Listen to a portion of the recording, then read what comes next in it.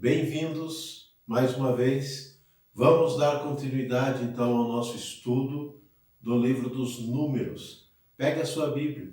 Você que gosta de acompanhar a leitura que fazemos, é importante fazer, né?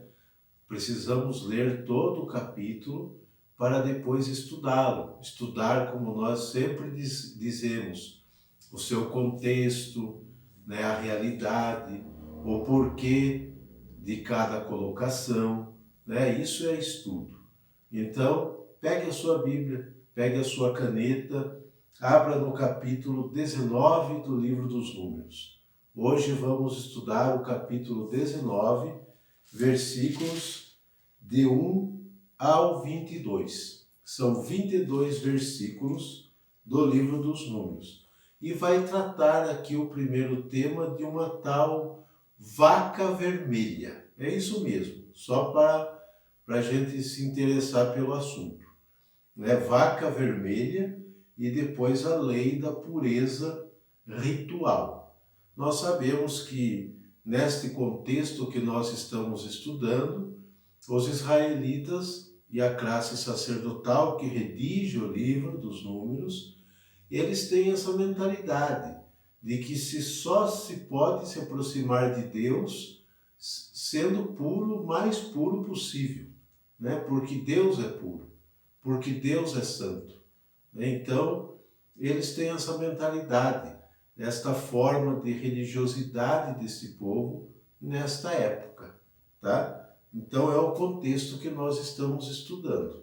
Claro que com o passar do tempo, a teologia vai aprimorando, vai melhorando e a visão de Deus vai mudando, até que Jesus de Nazaré mostra um Deus totalmente diferente, né? Um rosto de Deus diferente do que o Antigo Testamento nos mostra, né? Totalmente diferente. É o mesmo Deus, só que a visão que Jesus tem, a experiência que Jesus tem de Deus é de outra maneira, né? Não é pela pureza ritual, não é somente pelos rituais que se chega a Deus, ok? Vamos lá então, estudo do capítulo 19 do livro dos Números. Vamos para a sua leitura bem tranquila, bem atenta, ok? O Senhor disse a Moisés e a Araão: eis a prescrição legal que o Senhor vos dá. Dize aos israelitas que te tragam uma vaca vermelha, sem defeito, sem mancha, e que não tenha ainda levado o jugo.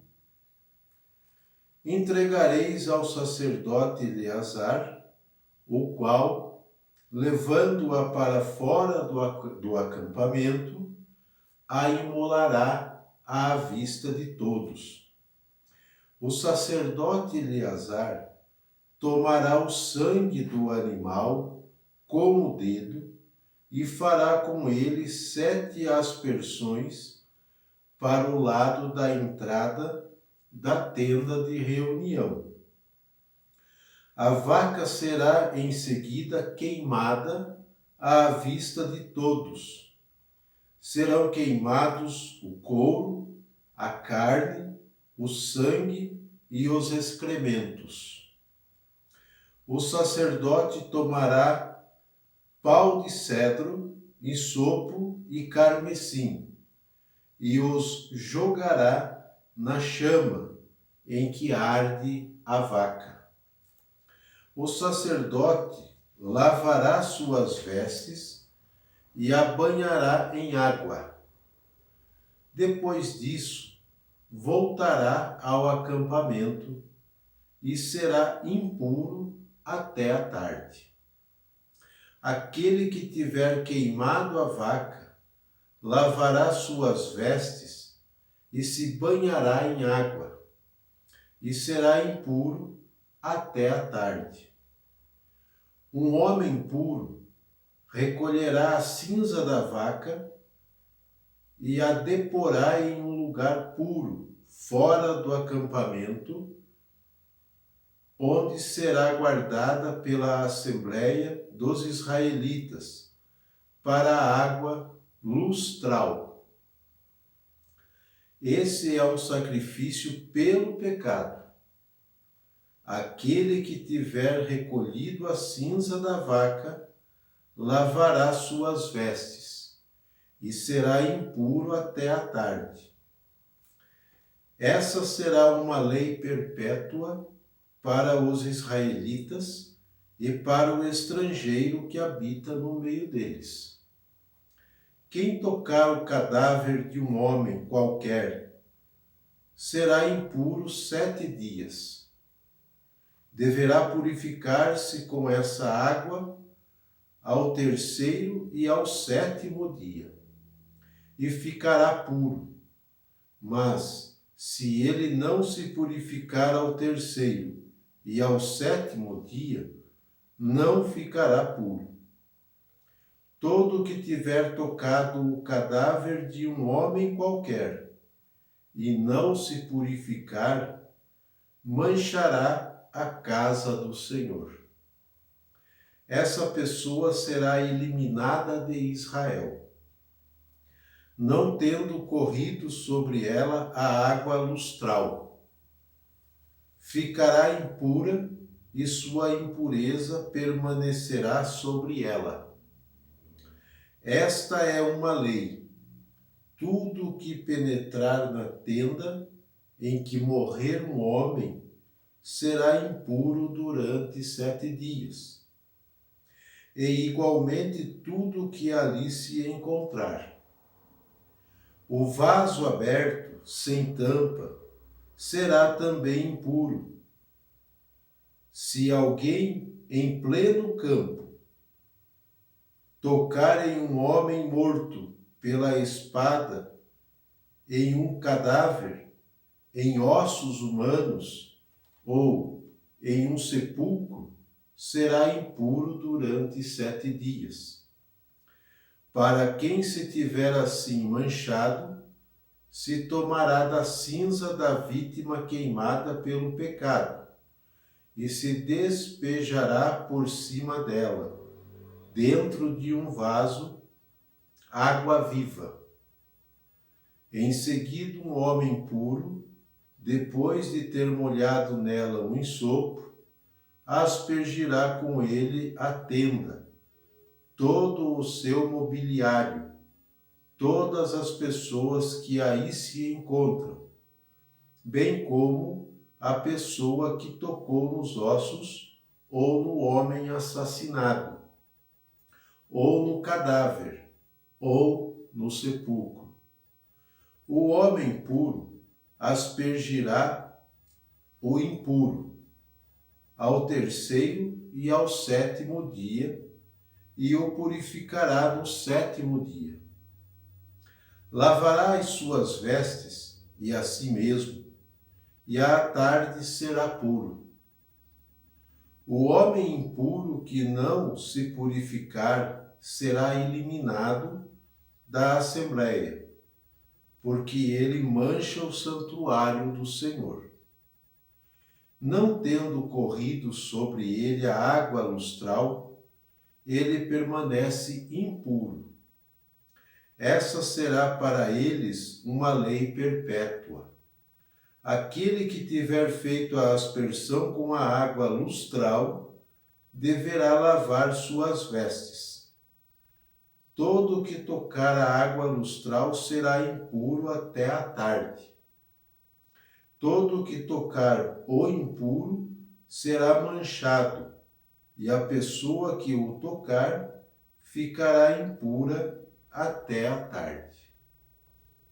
Esta é a leitura do capítulo 19 do livro dos Números que nós nos propomos estudar no dia de hoje, tá? Então aqui fala de uma vaca vermelha, que ela deve ser queimada fora do acampamento, porque isso é um sacrifício, é um holocausto pelo pecado. E alguém recolhe as cinzas dessa vaca, e mistura com uma água, fica uma água lustral. como ele chama aqui no texto do livro dos Números. Essa água vai servir para a purificação daqueles que estão impuros, né? E nós vimos aqui a questão da impureza, né? Então, dos versículos de 1 a 10, nós temos esta questão desta tal vaca vermelha. Não se conhece até agora o sentido desta prescrição, tá? O mesmo texto indica a finalidade das cinzas desse animal, mas não se sabe por que devia ser vermelha a vaca. Isso não se sabe por quê, mas nós sabemos a finalidade das cinzas dessa vaca, tá? Como nós vimos no texto aqui. Na atualidade, as correntes mais ortodoxas do judaísmo aguardam o momento de obter um exemplar que reúna essas condições. Isso seria um sinal para dar início ao processo de restauração do judaísmo e de suas instituições, que ficariam destruídas depois do ano 70 depois de Cristo. Sabemos que no ano 70 depois de Cristo, o templo de Jerusalém foi destruído. A partir daquela data, do ano 70 até os nossos dias, nunca mais houve sacrifício em Israel. Nunca mais o povo judeu ofereceu sacrifício, né? A partir desta data, depois da destruição. Então, o que acontece? No momento atual, as correntes mais ortodoxas do judaísmo, eles aguardam um momento de obter um exemplar que reúna condições para isso é para um sinal para dar início ao processo de restauração do judaísmo e de suas instituições, como o templo, por exemplo. Esse processo de restauração incluiria a reconstrução do templo de Jerusalém, cujo lugar está hoje ocupado pela segunda mesquita mais importante da fé islâmica. Ok? É claro, então, que um projeto de semelhante grandeza não beneficiaria ninguém. Melhor procedimento seria estabelecer um diálogo interreligioso entre as comunidades judaicas e muçulmanas, que, embora acreditem no mesmo Deus, não o entendem da mesma maneira. Então, a comunidade judaica, o povo judeu e os muçulmanos, eles acreditam no mesmo Deus. São três religiões importantes que acreditam no mesmo Deus: o judaísmo, o islamismo e o cristianismo, do qual nós fazemos parte. Acreditamos no único Deus. Só que o judeu e os muçulmanos têm maneiras diferentes de entender esse Deus. Eles não entendem da mesma maneira. Acreditam sim, mas não entendem da mesma maneira. Ok? A segunda parte vai dos versículos 11 ao 22, que fala da lei de pureza ritual. A concepção que eles tinham de um Deus absolutamente puro e santo implica a pureza e a dignidade com que os fiéis deviam relacionar-se com Deus. Então, é uma mentalidade que eles têm, é uma concepção de Deus que eles têm. É a classe sacerdotal que redige o livro dos Números.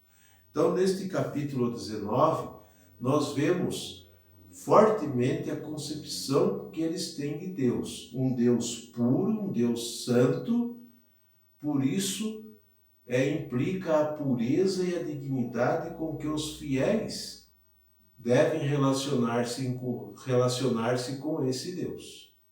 Por isso essa exigência toda. Daí que a teologia sacerdotal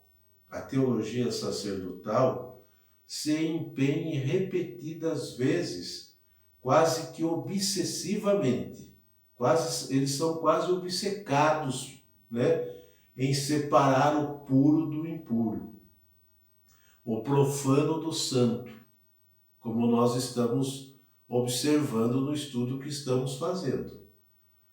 Então, eles quase que obsessivamente eles lutam para separar o puro do impuro, o profano do santo e fixar as condições de se readquirir a condição de pureza, se necessário. É o que nós vemos aqui a partir dessas leituras. Então, para se relacionar com Deus, que é puro e santo, a assembleia, o fiel, deve estar também puro, sem mancha alguma. Então, qualquer coisa que ele toque, um cadáver, um sepulcro, já o torna impuro. É a concepção de Deus que este povo tem, que a classe sacerdotal que redigiu o livro dos Números tem. Ok? Estamos em uma etapa de concepção teológica neste texto, na qual não se conhece ainda o conceito da graça divina. Então está muito longe aqui, nesta realidade, nesse contexto do livro dos Números, de se ter elaborado uma teologia da graça, a teologia da graça divina, que certamente não se alcança por meio de ritos, como eles pensam aqui, nem de oferendas, nem de sacrifícios, mas que é puro dom de Deus, é puro dom do Pai. Então aqui ainda não tem elaborado uma teologia da graça de Deus, da graça divina. Então, na concepção deles, na concepção teológica desta época, eles se aproximam de Deus pelos ritos, pelos sacrifícios, pelos holocaustos, pelas oferendas que fazem, né? Mais tarde se elaborará uma teologia da graça divina e vai então mudar essa concepção de se relacionar com Deus. Não pelos sacrifícios, pelas oferendas, pelos holocaustos, né? Que vai se alcançar a presença de Deus, mas esta presença de Deus será alcançada porque é puro dom de Deus. É Deus que concede esta graça ao homem se aproximar dele. É o que nós vamos ver depois que essa teologia da graça for elaborada, tá? Aqui ainda não tem essa teologia da graça, ok? O excesso de preocupação em não cair na impureza ou na contaminação, que chega até a tornar insensível o crente em relação ao próximo, fica perfeitamente mostrado e desmascarado por Jesus. E isso está claramente no relato lá de Lucas, da passagem tão conhecida por todos nós, a do bom samaritano, que você pode conferir em Lucas 10, de 25 ao 37, tá? Então, Jesus desmascara todo esse ritualismo, porque de tão excessivo que ele chega a ser, de tão excessivo que eles chegam a ser de medo de impureza, de contaminação, que eles acabam discriminando o próximo, que eles acabam discriminando as pessoas. E isso é muito negativo. Uma religião que, através dos seus ritos, não aproxima as pessoas de Deus, ela exclui, ela afasta e faz com que as pessoas nem desejem ter a experiência desse Deus, porque é um Deus tão terrível é um Deus que pune, é um Deus que castiga, que pede a impunidade, né? Vamos dizer assim, que pede a exclusão do acampamento por causa de uma impureza aqui ou ali. Então, por que se aproximar de um Deus assim? Não é mesmo? Então, isso faz com que muitas pessoas, até o tempo de Jesus, vivam isoladas da religião, vivam isoladas da comunidade, porque elas não conseguem viver todo esse ritualismo. Elas não conseguem viver todas as regras de pureza. Então elas são excluídas e se sentem as piores pessoas da face da terra, pessoas que realmente estão esquecidas por Deus. Jesus muda este quadro. Jesus denuncia essa obsessão pela pureza, pelos rituais. Jesus denuncia, desmascara tudo isso. E um texto maravilhoso para a gente ver tudo isso que Jesus desmascara é o bom samaritano do Evangelho de Lucas, que está no capítulo 10, de versículos de 25 a 37. Ok? Então, esse é o estudo deste capítulo, para entendermos, né, para não termos, repito mais uma vez, uma falsa imagem de Deus. A corrente sacerdotal que elaborava essa teologia da época não conhecia a teologia da graça, não existia. Então, era a forma que eles tinham de elaborar uma teologia sobre a presença de Deus, uma concepção de um Deus puro, de um Deus santo que não pode se misturar com o que é imperfeito, com o que é impuro, com o que contamina, né? Só que tudo isso causa um mal-estar no povo. E tudo isso prejudica ao invés de ajudar. Porque, como eu disse, muitas das pessoas não conseguiam viver os rituais, não conseguiam viver todo o processo de pureza. Portanto, eles eram discriminados, né? E eles se sentiam também excluídos da comunidade, excluídos inclusive da presença de Deus, como se na mentalidade deles era tão forte como se Deus não quisesse ter contato com eles, porque eles eram impuros, porque eles não conseguiam viver os rituais que era proposto no judaísmo da época. Ok? Então esse é o estudo do capítulo 19.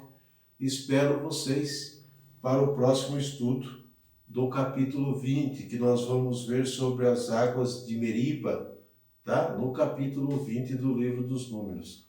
Um abraço a todos, obrigado pela perseverança e até o próximo estudo.